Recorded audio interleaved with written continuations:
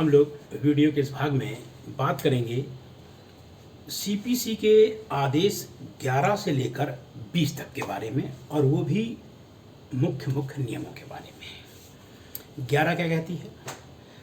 प्रश्नकरण और प्रकटीकरण। कोई भी व्यक्ति, चाहे वादी हो चाहे प्रतिवादी हो, यदि कोई प्रश्न पूछना चाहता है तो न्यायालय को आवेदन देगा।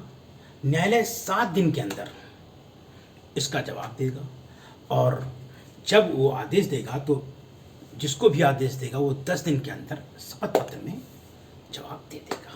तो प्रश्नकरण और प्रकटीकरण ये 11 में विशेष बात है। और आदेश 11 से लेकर 15 से लेकर 19 तक, आदेश 11 के नियम 15 से लेकर 19 तक के बारे में प्रश्नकरण और प्रकटीकरण के बारे में दिया गया है। फिर एक प्रश्न ये आ जाता है, कौन पक्षकार प्रश्न पूछ सकता है? कोई भी पक्षकार पूछ सकता है। फिर आता है, यदि जब प्रश्न पूछने की इजाज़त प्रकटीकरण करने के लिए दे दी गई है कि प्रकट करें, तो कितने दिन के अंदर करना है? तो निरीक्षण जो करना होता है वो 3 दिन के अंदर करना होता है। कुल मिला के 11 में क्या है? प्रश्नकरण और प्रकटीकरण। 12 में क्या है? स्वीकृतियाँ। भाई जो भी स्वीकृतियाँ हैं उसमें 9 दिन और 6 दिन थोड़ा याद रखिएगा। 9 दिन के अंदर आवेदन दे देना है, और किसी को कोई दिक्कत है तो 6 दिन के अंदर वो आपत्ति लगा देगा। ये 12 में स्वीकृतियाँ। 13 में दस्तावेजों के बारे में हो गया, बहुत ज़्यादा इम्पोर्टेंट नहीं है। और 14 में विवादक। भाई विवादक तय करता है। विवादक तय कौन करता है? तो विवादक तय न्यायालय करता है, लेकिन ध्यान रखिएगा वास्तव में प्रतिवादी का वकील तय करता है। लेकिन ऐसे प्रश्न आएगा तो क्या उत्तर देंगे कि विवादक कौन तय करता है? तो न्यायालय तय करता है। जितने भी विवादक होंगे आदेश 14 नियम 2 के अनुसार, उतने विवादकों में हर विवादक में निर्णय दिया जाएगा। वो दस्तावेज देख सकता है, पक्षकारों की परीक्षा कर सकता है, सब कुछ न्यायालय कर सकता है। आदेश 14 3 और 4 के अंतर्गत। आदेश 14 नियम 5, निर्णय से पहले कभी भी न्यायालय विवादकों को जोड़ सकता है, हटा सकता है, काट सकता है। ये आदेश 14 नियम 5 जरूर याद रखिएगा। इसमें जो महत्वपूर्ण आया है तो कि विवादक कौन तय करता है? तो न्यायालय तय करता है। फिर कितने विवादकों में निर्णय दिया जाएगा? जितने भी विवादक होंगे सभी में निर्णय दिया जाएगा। जितने भी इशू तय होंगे सभी में न्यायालय द्वारा निर्णय दिया जाएगा। फिर एक इम्पॉर्टेंट आता है आदेश 14 नियम 5, विवादकों को काट दिया जा सकता है। कब? निर्णय से पहले। जोड़ा जा सकता है, काटा जा सकता है, हटाया जा सकता है, कुछ भी किया जा सकता है। अब भाई विवादक तय हो गए। 15 में क्या है आदेश? क्या जो विवादक तय हुए हैं प्रतिवादी से पूछा जाएगा उसको मानते हो? और प्रतिवादी कहता है कि हाँ साहब हम मानते हैं कि ये जमीन इन्हीं की है, तो केस खत्म। जैसे नहीं दोषी होने के वचन पर दोष सिद्धि, ऐसे प्रतिवादी से पूछा जाता है ये विवादक है, क्या आप इन्हें स्वीकार करते हो? तो प्रतिवादी कहता है हाँ साहब हमारे पर इल्जाम लगाए गए, वो मैं स्वीकार करता हूँ, तो मामला वहीं खत्म हो जाएगा। और मान लीजिए कहता है नहीं मानते, तब शुरू करो। क्या? साक्षी को बुलाओ 16 में। न्यायालय क्या करेगा कि वादी से क्या कहेगा? 15 दिन से अधिक का समय नहीं देगा कि आपने साक्षियों की सूची पेश करिए। 15 दिन के अंदर क्या करिए? साक्षियों की सूची पेश करिए। भाई अब साक्षी तो बुलाया जाए 16 में।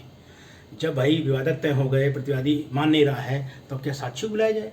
जब साक्षी को बुलाना शुरू किया जाएगा तो 15 दिन का टाइम दिया जाएगा, और वादी अपने सारे साक्षियों की सूची दे सकता है, उसमें अपना नाम भी दे सकता है। वही ध्यान रखिएगा, यदि सूची में किसी साक्षी का नाम नहीं है और बाद में भी जोड़ा जा सकता है, उसका भी साक्ष्य लिया जा सकता है।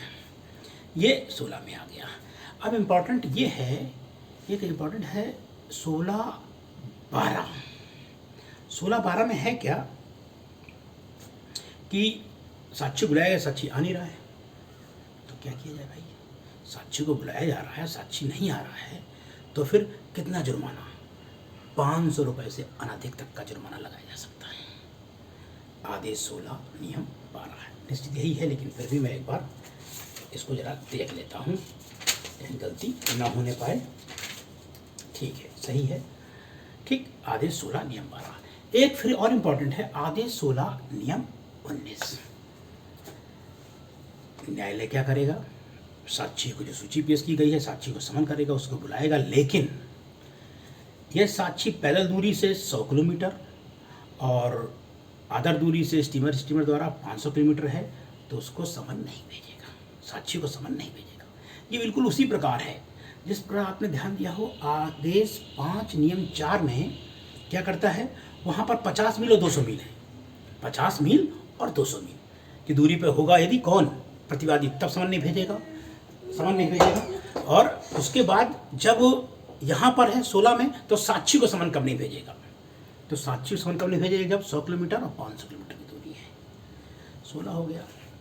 16 का कारागार वगैरह के बारे में है। 17 स्थगन, वकील साहब दूसरे केस में भेजिए, एक बार में 3 से ज़्यादा स्थगन नहीं मिलेगा। स्थगन का आधार क्या है, समन नहीं मिल पाया था, एक्सीडेंट हो गया था, दिक्कत हो गई थी, इन पे मिल जाएगा। लेकिन कब नहीं मिलेगा, वकील साहब दूसरे उसमें हैं, केस बहुत लंबा हो गया है, विवादित हो गया है, कुछ अन्य कारण हो गए हैं, तो वहाँ नहीं मिलेगा। 18 में फिर क्या है, न्यायालय द्वारा साक्ष्यों की परीक्षा, न्यायालय द्वारा साक्ष्यों की परीक्षा हो जाएगी, तो न्यायालय साक्ष्यों की परीक्षा दे देगा। 18(4) के बारे में देख लीजिए, कमीशन विमीशन है, 60 दिन का मामला आता है इसमें। और 18(12) क्या है, भावभंगिमा। भावभंगिमा कौन सी, वही CRPC 282 वाली साक्षी की भावभंगिमा। यहाँ पर क्या है, 18(12) और 18(17) में साक्षी को बुलाया जा सकता है, पुनः बुलाया जा सकता है, ये है। 19 में शपथ पत्र हो गया, और 20 में निर्णय और डिक्री। अब 20 में निर्णय कब दिया जाएगा, जब पूरा मामला निपट गया तो निर्णय तुरंत दे दो, 30 दिन के अंदर दे दो, मैक्सिमम 60 दिन के अंदर दे ही दो। ये किसके लिए है, जिला न्यायालय के लिए, ध्यान रखिएगा। हाई कोर्ट और सुप्रीम कोर्ट के लिए कोई लिमिटेशन नहीं है। समानतः जिला न्यायालय जब निर्णय दे देता है, पूरी सुनवाई समाप्त हो जाती है, तो तुरंत दे दे, या तो 30 दिन के अंदर दे दे, और कारण सहित 60 दिन में दे दे। अब न्यायालय ने निर्णय सुना दिया लेकिन साइन नहीं किए तो क्या होगा, ये केवल उनके विचार हैं, जब तक साइन नहीं हो जाएंगे तो माना नहीं जाएगा। निर्णय हो गया भाई, निर्णय में क्या, तुरंत 30 दिन 60 दिन, ठीक है, और हस्ताक्षर अनिवार्य है, ये हो गया। और क्या महत्वपूर्ण है निर्णय में भाई,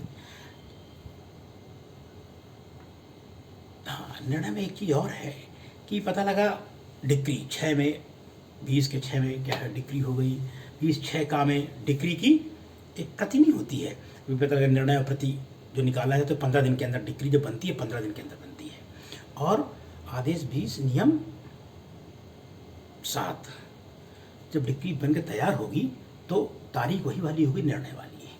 और फिर 20(12) से लेके 19 तक ये क्या है, प्राथमिक और अंतिम डिग्री वाले नहीं, अंतकालीन लाभ, लेखे संबंधी, भागीदारी संबंधी वो आ गए हैं। और आदेश 20 का खर्च, अब वादी ने वाद लड़ा तो खर्चा भी तो चाहिए कि जबरदस्ती वाद लड़ा जा रहा है, तो कब खर्चे, कौन से खर्चे मांग सकता है, तो कौन से खर्चे मांग सकता है, यदि वादी ने कोई ऐसा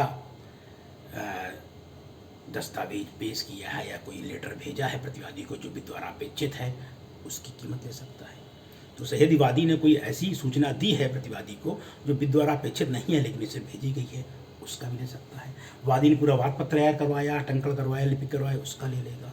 वादी द्वारा न्यायालय के अभिलेखों निरीक्षण में जो खर्च आया वो भी ले लेगा, अभिलेखों के निरीक्षण में खर्च आया वो भी ले लेगा। और क्या ले लेगा, और साक्षियों को जो बुलाया गया है, जो न्यायालय ने साक्षियों को बुलाया है, और यदि किसी ऐसे साक्षी को जो न्यायालय ने नहीं बुलाया है फिर भी उसने पेश किया है वादी ने, उसका भी खर्च ले लेगा।